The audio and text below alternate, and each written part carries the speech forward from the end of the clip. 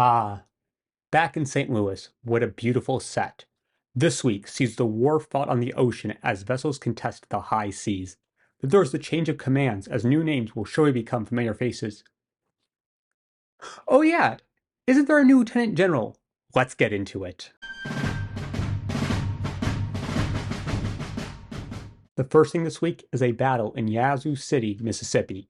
Colonel James Henry Coates has been holding with his small force the southern part of Mississippi. Opposing him is Brigadier General Lawrence Sol Ross.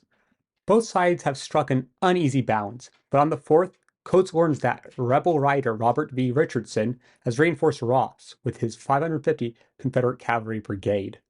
March 5th sees the sun rise as Sol begins his long march to Yazoo. At 1000 hours, rebels have encircled their first opponent. With the secessionists having 1,300 men and 6 cannons, they feel comfortable in victory against Coates' 1,200 and 5 gunboats. The veteran 11th Illinois holds for a while, but against superior numbers, is forced back, where it reaches reinforcements from Louisiana African soldiers.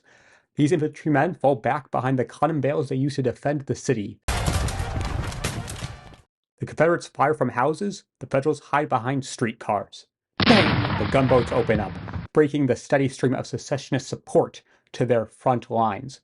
The 11th Illinois reports its failure, but Coates is confident, bringing his artillery to the front, leaving the city's east surrounded by multiple pockets of northern resistance, keeping Ross from victory.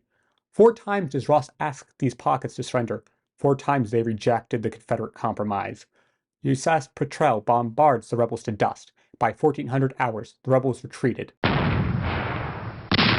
USA lost 31 KIA, 121 WIA, 31 MIA for a total of 183. The CSA lost an unknown number, but probably around 60 to 70 total. Coates, the next day, receives orders to move his force from Yazoo.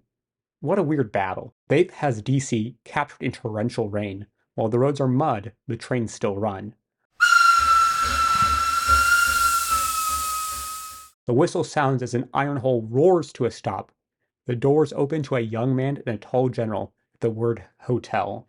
They are rather unassuming until they sign as U.S. Grant and Son, Galena, Illinois. Grant is the newest leader, but doesn't have McClellan's swagger or hold his head as high as Hooker. This lobby needs clarification. President Abraham Lincoln, hearing of General Grant's arrival, sends a letter to him asking for his visit at the earliest convenience. Grant is wearing his disheveled uniform and is tired, but he takes the short trip to visit the commander-in-chief. This is a public day. There's quite the crowd at the Oval Office who cheer when they see Grant, embarrassing the Illinois commander. When fellow Illinois Lincoln shows Grant off, there's a realization that this pair is strong. General Hiram Ulysses Grant and President Abraham Lincoln trust each other fully. The 9th has Lieutenant General Grant take his commission at a cabinet meeting. Lincoln loves this unkempt commander, but Grant soon leaves for General George G. Meade's camp. Meade has good reason to believe he is about to be replaced. His command is the most popular. Grant is unlikely to wish for the more powerful but less flashy general-in-chief position. The next day, the two men meet, and the conqueror of the West speaks comfortably with the defender of the East. Grant won't take over the Army of the Potomac, but he will join them in the field. Grant is back in Washington, waiting to take the train to Nashville in this lightning-fast movement, when news comes in that Major General Henry Halleck has resigned from the general-in-chief position to Lieutenant General Grant, and asked to be his chief of staff. This is accepted. Grant hops on the engine and is back to the west. Major General William T. Sherman is promoted to the Military Division of the Mississippi. General McPherson is to take over the Army of the Tennessee. I've preferred Thomas for this position, especially after the failure of the Meriden campaign, but Sherman and Grant's friendship would always ensure that William got the promotion. War is bad for business, but it can be business for some. Back to the 5th. With the entire Confederacy blockaded, the new market for blockade runners has boomed, with the profiteering on the suffering of the poor reaching horrifying heights. The Confederate government makes it law that all blockade runners must leave half their cargo for governmental use. This is a good law, but Davis can't enforce it and, if anything, will further decimate the economy. Let's see an old face. Commander John Taylor Woods, the mad Marine who captured a Union vessel by force, is up to his old tricks. He and 15 of his men take over the telegraph station at Cherrystone Point, Virginia. Soon, 2 Union vessels come close, and Woods doubles his success, capturing both. On the 7th, the rebels are sailing away on one steamer, dragging along the other. He would destroy one of the vessels, but Woods disappears into the night. It's the week of ships. Charleston Harbor is the aftermath of the submarine attack that destroyed the USS Housatonic. Squadron under Admiral Dahlgren is on high alert, and many are scared of another underwater end. The CSS David wishes to make that fear a reality. It sails towards the USS Memphis.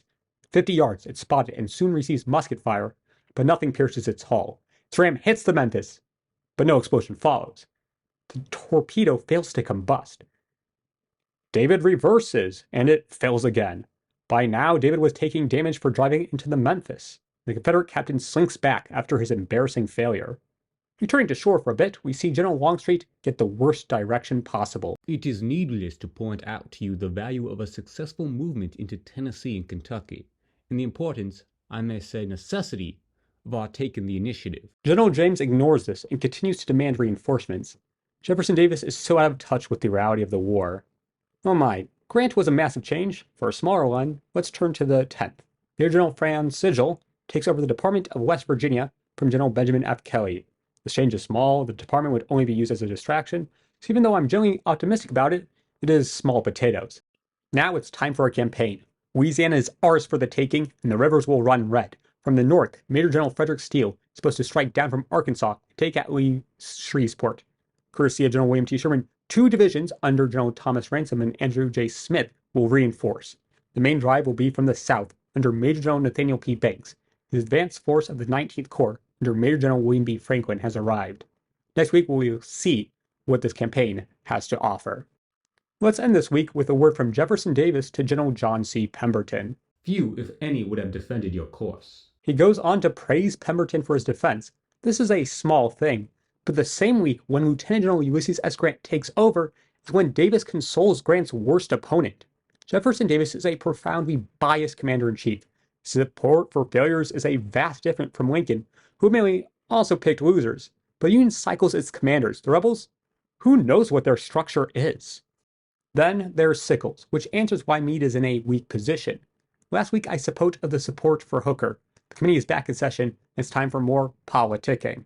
Or whether we should fall back. Addressed a written communication to General Meade, begging him by all means to concentrate his army there and fight a battle, stating that, in my judgment, it was a good place to fight.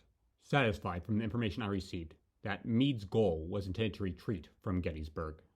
After painting Meade as a coward, Sickles now takes up the personal task of responding to the official report's assault on his character. Through a misinterpretation of orders. He slams the table and raises himself to show off his oratory skills. It was not through a misinterpretation of orders. It was either a good line or a bad one. Whichever it was, I took it on my own responsibility, approved in general terms by General Henry Hunt of Meade's staff, who accompanied me in the examination of it. The position was held. The attacks of the enemy, which were made in great force and with great obstinacy and determination, were successfully repulsed, with terrific loss to them, and a very heavy loss to our side, till I was wounded and carried from the field. If we could whip them at Gettysburg, as we did, we could much more easily whip a running and demoralized army, seeing a retreat which was cut off by a swollen river. In my judgment, as a military man, from all the light I have been able to gather upon the subject, and from information I have obtained from soldiers of the army who followed up Lee's army, I do not think there was any military difficulty to prevent a decisive attack upon General Lee, which must have resulted in the destruction of his army. I think the army felt humiliated by that retreat. It was an unfortunate retreat. I could not but express my sense of reluctance in again presenting myself to headquarters for assignment of duty without an order from the General-in-Chief, exposing myself to the disappointment of having them again deferred. The rumor mill of newspapers soon reports on the committee's findings, either in support. Meade would have ordered a retreat from Gettysburg had not the First Corps got in a fight and brought a general battle. Or against. If Sickles had not lost his leg, he would have lost his head. This situation is political maneuvering, and the final moves are soon made. Zechariah Chandler and Benjamin Wade speak with President Lincoln, trying to get him to dump Meade. Lincoln still wants Meade to be allowed to defend himself. Sickles wants another chance to denigrate him. The time for war between Sickles and Meade has arrived, and next week will be battle. That's where the week ends, and let's talk about Lieutenant General Ulysses S. Grant. West Point grad, middle of his class, a veteran of the Mexican-American War, drunk, broke, slaver. Yeah, he is from St. Louis, so there is some civic bias I have for him. This man was chosen to save the Union, and I have faith in him despite all the detraction. He started rocky at Belmont, but but from Shiloh to 2nd Corinth to Iuka, he gained my love. His aggressive, analytical, and logistical mind is just what we need to win. I'm glad to have him as my general. Richmond will be the next Vicksburg. Death to traitors. Well, it's the entire Civil War week by week team here. And yes, I'm back in St. Louis. With the promotion of Grant, the final major move to what I would call the Civil War we know has been made. And while it will still continue, I just want you to know how proud I am of myself and more this entire community for being with me every step of the way. I hope to see you next week.